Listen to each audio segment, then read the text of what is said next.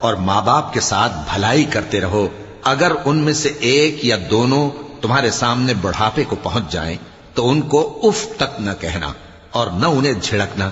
اور ان سے بات ادب کے ساتھ کرنا، اور عجز و نیاز سے ان کے آگے جھکے رہو اور ان کے حق میں دعا کرو کہ اے پروردگار، جیسا انہوں نے مجھے بچپن میں شفقت سے پرورش کیا ہے تو بھی ان کے حال پر رحمت فرما، جو کچھ تمہارے دلوں میں ہے تمہارا پروردگار اس سے بخوبی واقف ہے،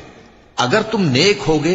تو وہ رجوع لانے والوں کو بخش دینے والا ہے۔ اور رشتہ داروں اور محتاجوں اور مسافروں کو ان کا حق ادا کرو، اور فضول خرچی سے مال نہ اڑاؤ کہ فضول خرچی کرنے والے تو شیطان کے بھائی ہیں، اور شیطان اپنے پروردگار کی نعمتوں کا کفران کرنے والا یعنی ناشکرا ہے۔ اور اگر تم اپنے پروردگار کی رحمت یعنی فراخ دستی کے انتظار میں جس کی تمہیں امید ہو ان مستحقین کی طرف توجہ نہ کر سکو تو ان سے نرمی سے